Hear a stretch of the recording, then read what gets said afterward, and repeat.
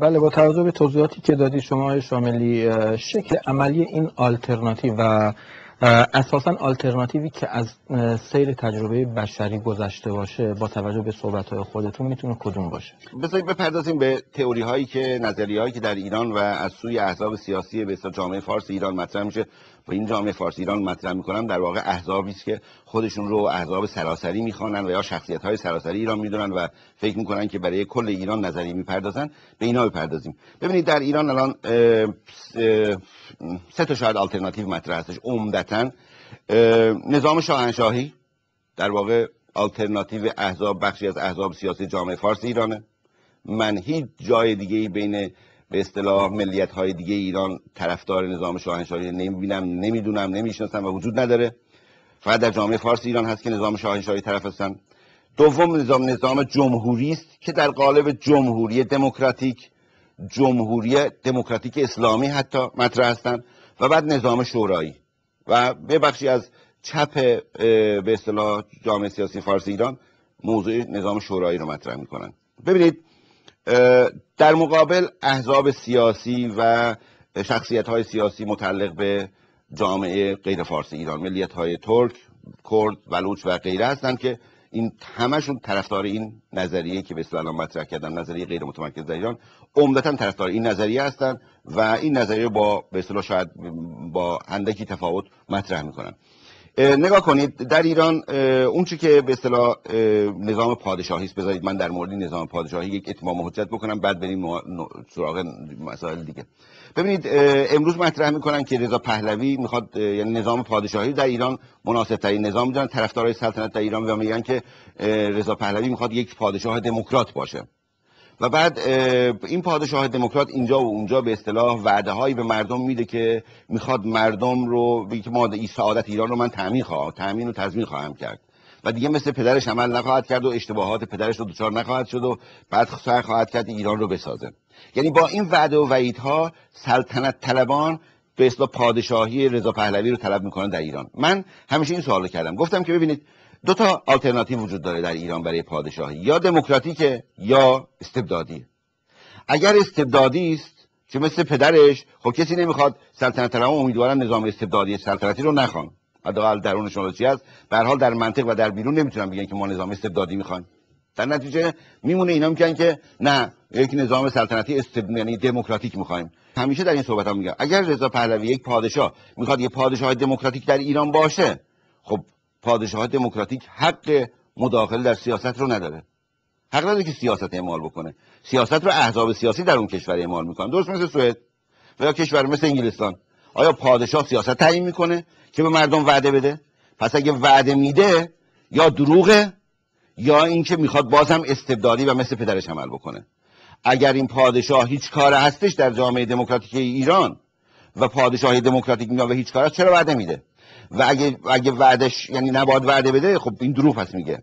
و اگه وعده میده پس میخواد استبدادی عمل بکنه. و اگه اینها نیست، اگر این همچین نظامی و پادشاهی که اصلا هیچ کار خواهد بود، فقط میخواهد نشست و خاندان سلطنتیش از بودجه کشور میلیون ها دلار خرج خانوادگی اون خواهد شد، مگه مردم ها حماقت میخوان به خرج بدن میلیون ها دلار خرج خانواده پادشاهی بکنن که هیچ کار هست تو مملکت؟ در طرف دیگه تجربه‌ای که در ایران در مورد سلطنت وجود داره در 100 سال گذشته، خب سرنوشتش مشخصه. و بعد دور و بر رضا پهلوی کیا هستن و فرزانگان کیا هستن؟ ژنرال های دوره شاه. و بعدش هم 70% جامعه ایران غیر فارس هستن. آلترناتیو سلطنت برای جامعه غیر فارس ایران یعنی صفر. هیچ جایی من اثری از این که جامعه غیر فارس ایران از پادشاه و سلطنت صحبت بکنه. من معتقدم جامعه فارس ایران دنبال پادشاه نیست. در واقع در نظام پادشاهی اون چیزی گفتم، ببینید همین نظریه متمرکز، یعنی در واقع تمرکز، پادشاه، نظام متمرکز و تک زبانه فارس و دموکراسی از بالاست. پادشاه میاد و بعد تجویز میکنه حقوق مردم رو. در نظام شورایی اون چیزی که به اسم نظام شورایی رو مطرح میکنن یه بخشی از چپ‌های فارس ایران، معتقدن که تنها به اصطلاح نجات مردم ایران در به اصطلاح نظام شورایی درست کردنه. در نظام شورایی ما دو تا تجربه هستش. یکی تجربه واقعی است که در اتحاد شوروی عملی شده و بر اساس اون برداشت و ایدئال‌های، یعنی اندیشه تجربه نشده. اون چیزی که در نظام شورایی اتحاد شوروی عمل شد، دیدیم که این نظام همچنان یک نظام متمرکز از بالا، به اصطلاح نظامی باز هم به اصطلاح دموکراسی از بالا بود و باز نظامی بود که به اصطلاح هیرارشی امپراتوری روس رو به اصطلاح تامین میکرد و دیدیم که چه بلایی به اصطلاح سر نظام شورایی اون. احتیاجی به بحث نیست و من معتقدم که هیچ کسی آرزوی تأسیس دولت اتحاد شوروی در ایران نمیکنه. اگر از اون بابت بگیم که نه طرح‌های جدید هست، شورا مردم فلان، مثلا شلیک کردن به هدف به فضاست، شلیک کنی به هدف که مثلا به هدفت بخوره، یعنی چیزی که تجربه نشده. درنچه من فکر کنم که این نظریه البته بخش محدودی از به اصطلاح فعالان چپ در ایران مطرح میکنن، محصول اندیشه و اندیشه است که هیچ وقت در بیرون تجربه نشده و تجربه ای اگر شده تجربه بسیار منفی است. بخشن هم اون بخش عمده‌ای که امروز مطرح میکنن در این جمهوری خواهی است، یعنی عمده ترین آلترناتیوی که در ایران مطرح میکنن احزاب سیاسی، شخصیت‌های سیاسی، فقط جمهوری یا جمهوری دموکراتیک در ایران هستش که البته یک حزب هم جمهوری دموکراتیک اسلامی رو مطرح میکنه. آقا اینایی که اگه دقت بکنیم به نظریهشون، دقیقاً چیزی که مطرح میکنن یک دولت متمرکز در ایران، یک جمهوری میخوان، سکولار میخوان و این البته سکولار خواستنش مثبت و مناسبه، ولی یک جمهوری و یک دولت متمرکز رو طلب میکنن.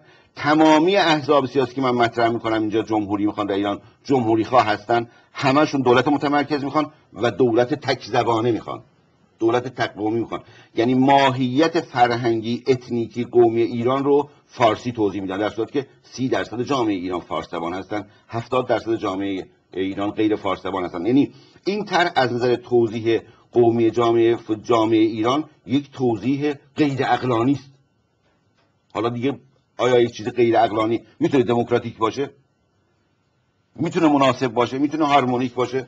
نه. در نتیجه اونها یک نظام دموکراتیک میخوان، جمهوری خواهای ایران، و یک نظام تک زبانه، فارس زبان، تک قومی، قوم فارس رو طلب میکنن و معتقدن که ما در کنار اون به اقوام که اسمشون میذارن اقلیت 70% ما دیگه در دنیا ندیده بودیم، اقلیت ها در بهشون حقوق خواهند داد. و بعد دموکراسی که طلب میکنن، دموکراسی از بالا به پایینه.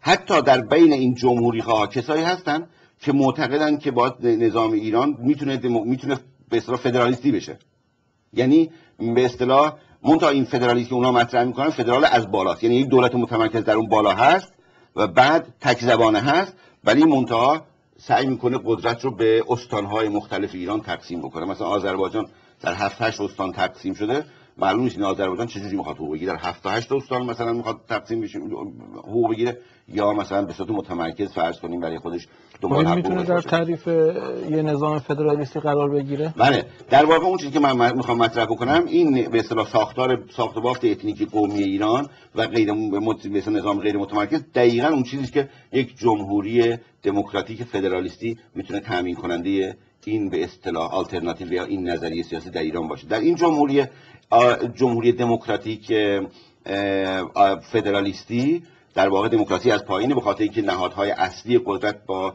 دولت‌های یا تأسیس دولت‌های ایالتی در مناطق مختلف ایران شکل میگیره و بعد از اون به اصطلاح به تأسیس دولت مرکزی ایران از پایین به بالاست و در اونجا هم دموکراسی از پایین به بالا تامین شده، هم به اصطلاح ساختار اتنیکی و قومی و ملی ایران، ملیت‌های ایران به اصطلاح سر جای خودشون پاسخ گرفتن به نیازها و مطالباتشون در دولت‌های ایالتی ملی خودشون، و هم دولتی که در ایران تأسیس میشه دموکراسی از پایین به بالاست که امکان تأسیس این دموکراسی رو یا این نظام رو به اصطلاح تکفیر میده. درنچه اون چیزی که من فکر می‌کنم یک نظام دموکراتیک فدرالیستی است که در اون نظام حقوق برابر زنان و اصطلاح اون نظام بر اساس منشور جهانی حقوق بشر و اون نظام بر اساس به اصطلاح نرم‌های شناخته شده دموکراتیک امروزی و بعد تامین عدالت اجتماعی برای کارگران و زحمتکشان تامین حقوق میکنه. این چیزی است که من فکر میکنم تامین کننده و برآورد کننده نیاز 100% مردم ایران در نظام بعد از جمهوری اسلامی باشه.